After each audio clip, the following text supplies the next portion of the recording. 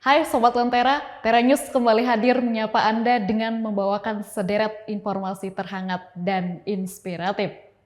Kita mulai dari Kabupaten Madiun, Jawa Timur.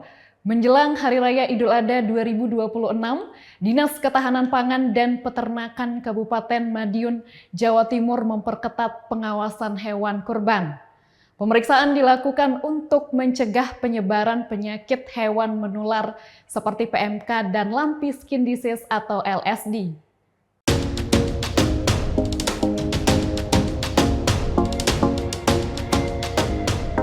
Petugas Dinas Ketahanan Pangan dan Peternakan Kabupaten Madiun melakukan pemeriksaan kesehatan hewan ternak di Pasar Hewan Bajulan, Kecamatan Saradan, Madiun. Mereka memeriksa kondisi fisik sapi dan kambing. Petugas juga melakukan penyemprotan disinfektan di area pasar hewan untuk mencegah penyebaran penyakit menular pada ternak. Pemeriksaan dilakukan secara menyeluruh, mulai dari mulut, kuku, mata, hingga kondisi tubuh hewan. Petugas juga memastikan usia ternak telah memenuhi syarat sebagai hewan kurban. DKPP Kabupaten Madiun turut membagikan obat dan vitamin kepada peternak guna menjaga kesehatan ternak menjelang meningkatnya permintaan hewan kurban. DKPP Kabupaten Madiun juga mewajibkan setiap peternak dari luar daerah dilengkapi surat keterangan kesehatan hewan atau SKKH sebelum masuk ke wilayah Kabupaten Madiun.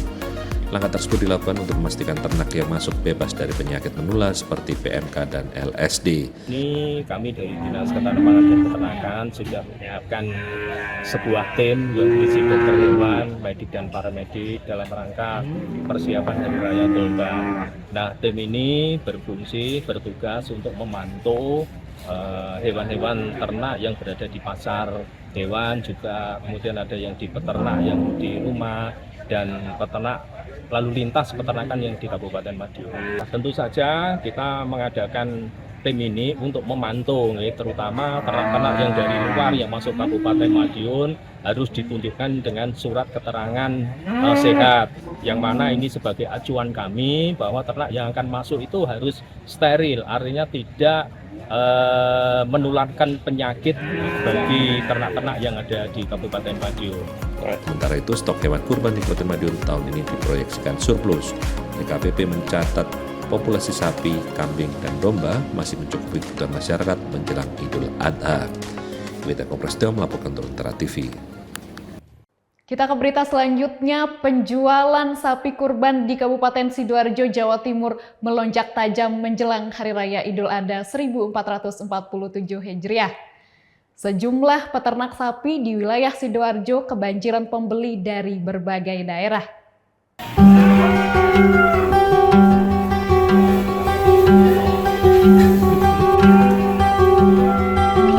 Salah satu kandang yang ramai diketahui pembeli berada di kawasan Kedondong, Kecamatan Tulangan, Sidoarjo. Di kandang milik Nuri ini, pesanan sapi kurban terus meningkat sejak 1 bulan terakhir dan memasuki puncak menjelang Idul Adha. Meski tanpa iklan dan tidak berjualan di pinggir jalan, para pembeli datang langsung ke kandang untuk memilih sapi kurban. Pembeli berasal dari berbagai kota seperti Sidoarjo, Surabaya, Mojokerto, Jombang, hingga Gresik. Menurut konsumen, pembeli langsung ke kandang peternak dinilai lebih menguntungkan karena harga lebih terjangkau dan kondisi sapi lebih terawat. Peternak menyebut pemesanan sapi kurban sudah ramai sejak sebulan lalu, namun jumlah permintaan meningkat tajam menjelang Hari Raya. Di kandang tersebut, harga sapi kurban dibanderol mulai dari Rp20 juta hingga Rp50 juta per ekor, tergantung ukuran dan jenis sapi. Dalam sehari, peternak mampu menerima pesanan 3 hingga 6 ekor sapi. Sapi dengan harga tertinggi mencapai Rp50 juta per ekor. Untuk menarik minat pembeli, peternak juga memberikan fasilitas penitipan sapi kurban secara gratis hingga waktu pengiriman menjelang hari pemotongan. Tahun ini penjualan sapi kurban diklaim meningkat hingga 50% dibandingkan tahun sebelumnya. Untuk kurban ya. Iya. Terus Dari raya kurban untuk harganya gimana di sini, Mas? sangat terjangkau. Iya, dah. Iya, bersahabat, sangat bersahabat.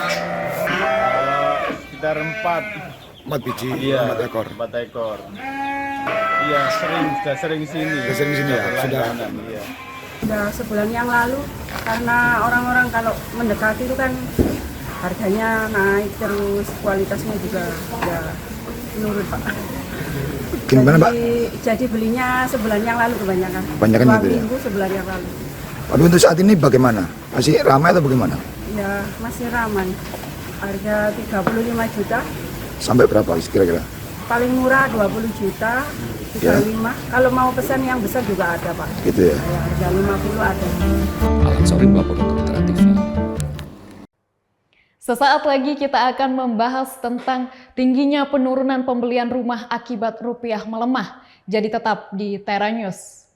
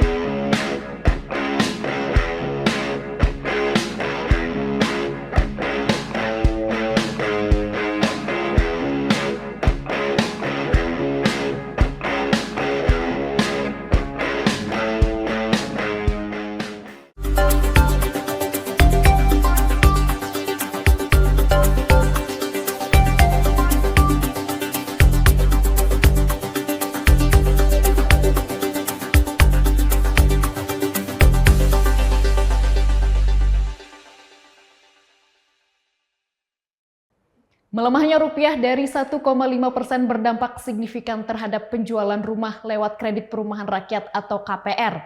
Pengusaha properti mencatat adanya penurunan daya beli masyarakat hingga mencapai 50% dibanding tahun sebelumnya. Hal ini dipengaruhi psikologi pasar setelah rupiah melemah. Banyak calon pembeli mengurungkan niat untuk membeli terutama akibat tingginya suku bunga.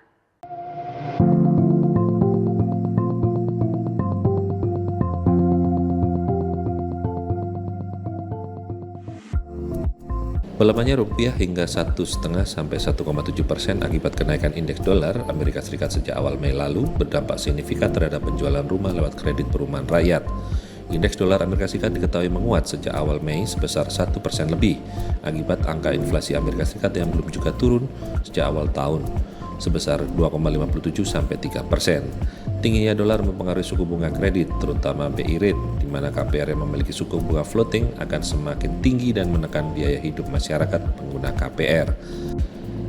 Salah satu pengusaha properti asal Surabaya mengaku ia dan sejumlah rekan pengusaha properti lainnya mengalami situasi efek domino dari ketidakpastian ekonomi global.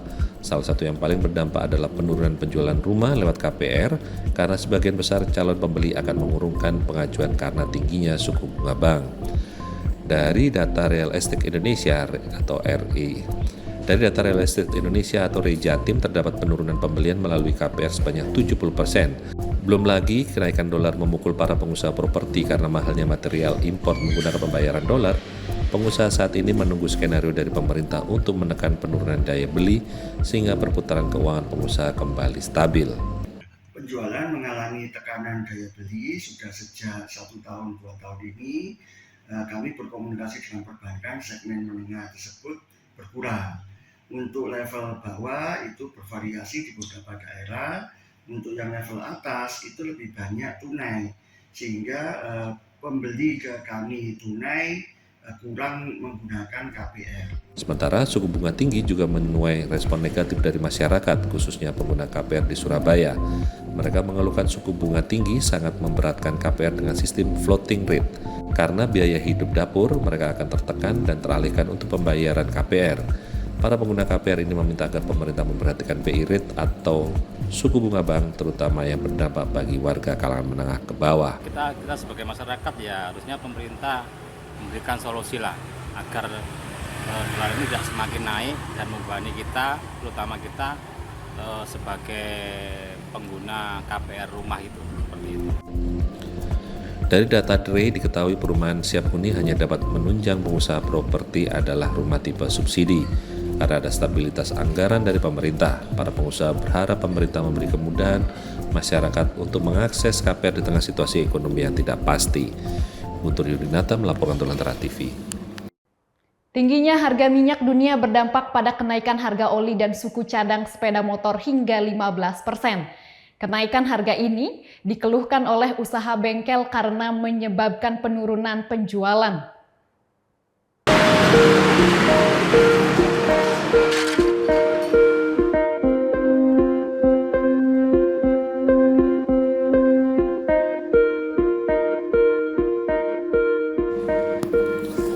Tingginya harga minyak dunia ditambah dengan tingginya nilai tukar dolar Amerika terhadap rupiah yang menyentuh angka Rp17.700 per dolarnya berdampak pada harga oli dan suku cadang sepeda motor. Pada sebuah bengkel di Surabaya terpantau harga oli mesin mengalami kenaikan hingga 15%. Satu di antara contoh dari sebuah merek yang biasa dijual dengan harga Rp55.000 untuk ukuran 800 ml kini dijual menjadi Rp75.000.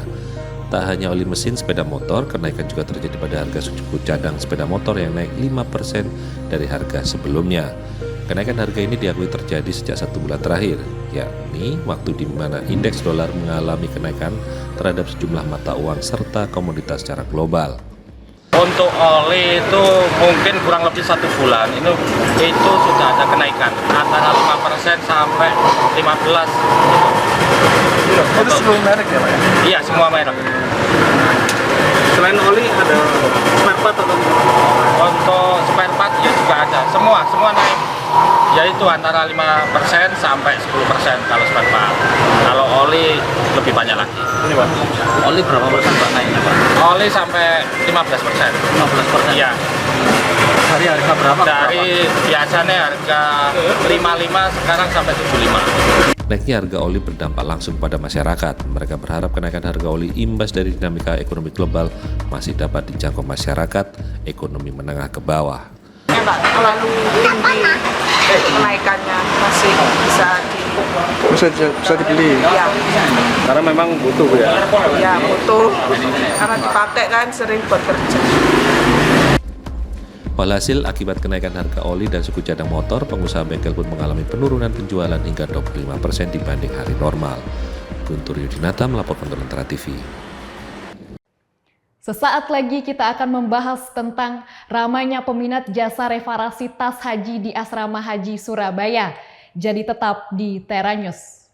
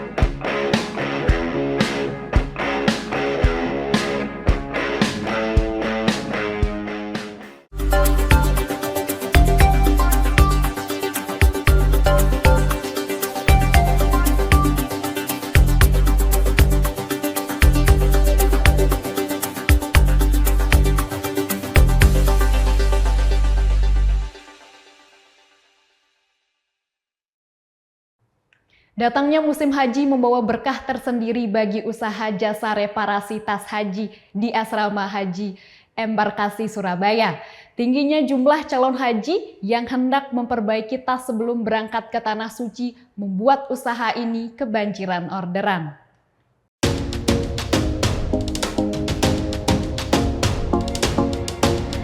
Asrama Haji Embarkasi Surabaya ini menjadi tempat transit calon haji sebelum diberangkatkan ke Tanah Suci. Setiap hari selama musim haji tahun ini secara bergantian ada 3 hingga 5 kloter yang keluar masuk ke asrama haji. Selama di asrama haji, salah satu tempat yang menjadi pusat perhatian calon jemaah haji adalah jasa servis atau reparasi tas. Pasalnya banyak calon haji yang berminat memperbaiki tas karena sudah rusak atau sekedar hanya memperkuatnya lagi. Anjas Marestuti adalah salah satu calon haji yang mengeluhkan kualitas tas lempangnya yang cepat rusak, terutama bagian tali yang mudah putus. Agar tenang selama beribadah di Tanah Suci, ia pun memperhatikan kekuatan tasnya. Tas calon haji menjadi peralatan cukup penting karena menjadi tumpuan wadah bagi berbagai barang berharga selama di Tanah Suci. Ini tadi perbaiki apa sih Bu? Perbaiki ini tas kasih tali pinggang biar kuat. Kalau buat sholat itu biar nggak usah tahu, biar aman kalau pakai tas dipakai. Berapa biayanya tadi Bu? 30.000. Ini memang tasnya sebelumnya nggak kuat atau seperti apa Ibu? Ya kurang aman kalau dari sananya ya, dari apa? Teman harus. Ini sudah saya tahu, sudah saya jahitkan di sana di dekat rumah saya. Banyaknya jemaah calon haji yang berbagi tas membawa berkah bagi penyedia jasa reparasi tas haji. Dalam sehari rata-rata 200 hingga 300 jemaah yang memperbaiki tasnya. Untuk tarif perbaikan tas atau untuk menambah tali pinggang dikenakan biaya Rp30.000. Untuk paket lengkap dengan menambah tempat air minum dikenakan tarif Rp75.000 sehingga sehari bisa mengantongi omset 9 hingga 12 juta rupiah. Iya, untuk tali paspor, untuk kenyamanan ibadah para haji, selama berjalan di Mekah selama 40 hari. Jadi untuk bisa nyaman dari ibadahnya. Kuat gitu Pak? Iya. Jadi banyak manfaatnya juga sih nanti. Pak, biasanya itu yang jamaah minta itu pergantian tali atau perbaikan tas saja Pak? Iya, ada yang ganti tali atasnya, ada juga yang tambah sabuk. Biayanya berapa Pak? Satu talinya sekitar 30.000. Tapi setiap tahun sih, kalau harga mau nggak berubah. Yang berubahnya Pak Hajinya, jamaahnya yang berubah. Itu kalau untuk perbaikan tasnya sendiri berapa Pak? Kalau Ya tergantung permintaan ya. Pak, kalau per hari gini biasanya sampai melayani berapa jamaah Pak? Tergantung juga sih. Kalau lagi emang diserbu ya bisa 1 kloter belanja semua. Kadang-kadang paling cuma hari itu orang.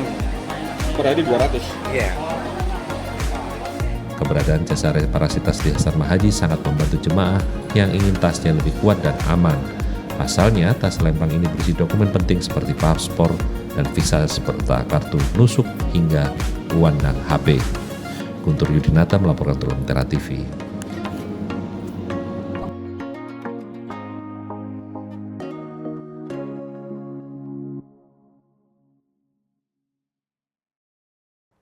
Informasi tadi mengakhiri Tera News saat ini.